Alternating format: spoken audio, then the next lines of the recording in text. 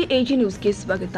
ಲಿಂಗಸಗೂರು ಅಭಿವೃದ್ಧಿ ಹೋರಾಟ ಸಮಿತಿಯ ತಾಲೂಕು ಎಲ್ಲ ಸಂಘಟನೆಯ ನೇತೃತ್ವದಲ್ಲಿ ಅನಿರ್ದಿಷ್ಟ ಹೋರಾಟ.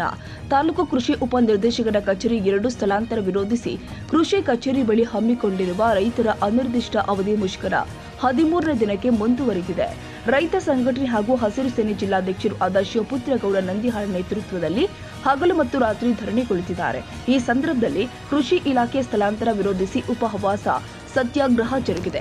ಹಿಂದಿನಿಂದ ಈಗಾಗಲೇ ಕಳೆದ 13 ದಿನಗಳಿಂದ ತಾಲೂಕಿನ ಎಲ್ಲಾ ಸಂಘಟನೆಗಳ ನೇತೃತ್ವದಲ್ಲಿ ಲಿಂಗಸಗೂರಿನ ಉಪ ಕೃಷಿ ನಿರ್ದೇಶಕರ ಇಲಾಖೆ 2ನ್ನ ಲಿಂಗಸಗೂರಿನಿಂದ ಸಿಂಧನೂರು ತಾಲೂಕು ಸ್ಥಳಾಂತರಗೊಳಿಸಬಾರದು ಅಂತ ವಿರೋಧಿಸಿ ಇಲ್ಲಿನ ತನಕ ಹೋರಾಟ ಮಾಡುತ್ತಾ ಬಂದಿದೆ. ಇಲ್ಲಿಯ ತನಕ ಸರ್ಕಾರದಿಂದ ಯಾವುದೇ ಸಂದೇಶ ಬಾರದೆ ಇರುವ ಕಾರಣ ಕೃಷಿ ಇಲಾಖೆ ಸ್ಥಳಾಂತರವನ್ನು ವಿರೋಧಿಸಿ ಉಪವಾಸ ಸತ್ಯಾಗ್ರಹದ ಹೆಜ್ಜೆ ಇಡಲಾಗಿದೆ ಅಂತ ರಾಜ್ಯ ರೈತ ಸಂಘ ಮತ್ತು ಹೊಸ ಸೇನೆ 6/12/2025 ಇಂದಿನಿಂದ ಲಿಂಗಸಗೂರು ಅಭಿವೃದ್ಧಿ ಸಮಿತಿಗೆ ಬೆಂಬಲವಾಗಿ ಕರ್ನಾಟಕ ರಾಜ್ಯ ರೈತ ಸಂಘ ಹಸಿರು ಸೇನೆ ರಾಯಚೂರು ಜಿಲ್ಲಾ ಘಟಕದ ನಮ್ಮ ಕಾರ್ಯಕರ್ತರು ಉಪವಾಸ ಸತ್ಯಾಗ್ರಹ ಮಾಡುವುದರ ಮೂಲಕ ಬೆಂಬಲ ಸೂಚಿಸುತ್ತಾ, ಇದಕ್ಕೆ ನಮ್ಮ ಕಾರ್ಯಕರ್ತರಿಗೆ ಏನಾದರೂ ತೊಂದರೆ ಉಂಟಾದರೆ ಇದಕ್ಕೆ ಸರ್ಕಾರವೇ ನೇರ ಹೊಣೆ ಅಂತ ಎಚ್ಚರಿಸಿದರು. ಇಂದು 13ನೇ ದಿನದ ಈ ಉಪವಾಸ ಸತ್ಯಾಗ್ರಹವನ್ನು ಹಮ್ಮಿಕೊಂಡಿರತಕ್ಕಂಥ ಕರ್ನಾಟಕ ರಾಜ್ಯ ರೈತ ಸಂಘ ಹಾಗೂ ಹಸಿರು ಸೇನೆ ಜಿಲ್ಲಾಧ್ಯಕ್ಷರ ನೇತೃತ್ವದಲ್ಲಿ ವಿವಿಧ ಸಂಘಟನೆಯ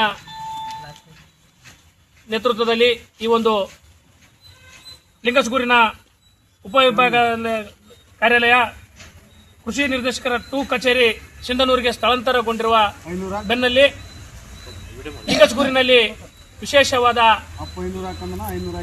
ಈ ಇಲಾಖೆಯನ್ನು ಮತ್ತೆ ಮುಂದುವರಿಸಲು ಸರ್ಕಾರ ಮತ್ತು ಸರ್ಕಾರದ ಪ್ರತಿನಿಧಿಗಳು ಬೇಗನೆ ಎಚ್ಚೆತ್ತುಕೊಂಡು ನಮ್ಮ ಲಿಂಗಸಗೂರಿನಲ್ಲಿ ಮುಂದುವರಿಸಲು ಏನಾದರೂ ಆದೇಶ ನೀಡದಿದ್ದರೆ ಇದರ ಸ್ವರೂಪ ಮತ್ತಷ್ಟು ತೀವ್ರಗತಿಯಲ್ಲಿ ಸಾಗುತ್ತದೆ ಎನ್ನುವುದೇ ಲಿಂಗಸಗೂರಿನ ಅಭಿವೃದ್ಧಿ ಹೋರಾಟ ಸಮಿತಿಯ ಪರವಾಗಿ ನಾವು ಇಲ್ಲಿ ಹೇಳುತ್ತಾ, ಇವತ್ತು ನಾವು ಕೂಡ ಸರ್ಕಾರದ ಒಬ್ಬ APMC ನಿರ್ದೇಶಕರಾಗಿ ಈ ಒಂದು ಸಂಘಕ್ಕೆ ಸಂಪೂರ್ಣವಾದ ಬೆಂಬಲವನ್ನು ಕೊಡುತ್ತಾ ಲಿಂಗಸಗೂರಿನಲ್ಲಿ ಒಂದು ಈ ಕೃಷಿ ನಿರ್ದೇಶಕರ 2 ಕಚೇರಿ ಇಲ್ಲೇ ಇರಬೇಕು. ಅದಕ್ಕೆ ನಮ್ಮ ಲಿಂಗಸಗೂರು ಕ್ಷೇತ್ರದ ಕೃಷಿ ಉತ್ಪನ್ನ ಮಾರುಕಟ್ಟೆ ಸಮಿತಿಯ ಸರ್ವ ಸದಸ್ಯರ ನೇತೃತ್ವದಲ್ಲಿ ಇದಕ್ಕೆ ಬಾಹ್ಯ ಬೆಂಬಲ ಕೊಡಲು ನಾವು ತೀರ್ಮಾನಿಸಿದ್ದೇವೆ.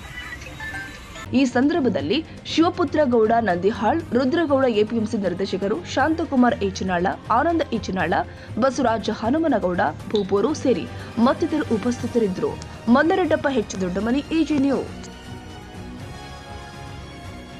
ಕನ್ನಡಿಗರ ಮೆಚ್ಚಿನ ನಿಮ್ಮ ಎಜೆ 24/7 ನ್ಯೂಸ್ ಕನ್ನಡ ವಾಹಿನಿ ಇದೀಗ ಟಿವಿಯಲ್ಲಿ ಲಭ್ಯ.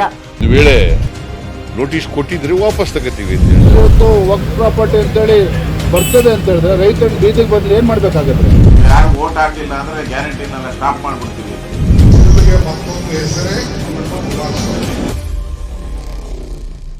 ಕರ್ನಾಟಕ ಮತ್ತು ದೇಶ ವಿದೇಶ 360 ಡಿಗ್ರಿ ಸುದ್ದಿ ಹಾಗೂ ಉತ್ತರ ಕರ್ನಾಟಕ, ಬೆಳಗಾವಿ, ಬಾಗಲಕೋಟೆ, ಧಾರವಾಡ, ಹಾವೇರಿ, ಗದಗ, ಬಿಜಾಪುರ ಜಿಲ್ಲೆಯ ಕ್ಷಣ ಕ್ಷಣದ ವಿವರವನ್ನ ಪಡೆಯುವುದಕ್ಕೆ ಎಜೆ 24/7 ನ್ಯೂಸ್ ಕನ್ನಡ ವಾಹಿನಿಯನ್ನ ಲೈಕ್ ಮಾಡಿ, ವಿಡಿಯೋಗಳನ್ನ ಶೇರ್ ಮಾಡಿ, ಕಮೆಂಟ್ ಮಾಡುವ ಮೂಲಕ ನಮ್ಮ ವಾಹಿನಿಗೆ ಸಹಕಾರ ನೀಡಿ ಮತ್ತು ಚಾನೆಲ್ ಅನ್ನ ಸಬ್ಸ್ಕ್ರೈಬ್ ಮಾಡಿ. ಧನ್ಯವಾದಗಳು.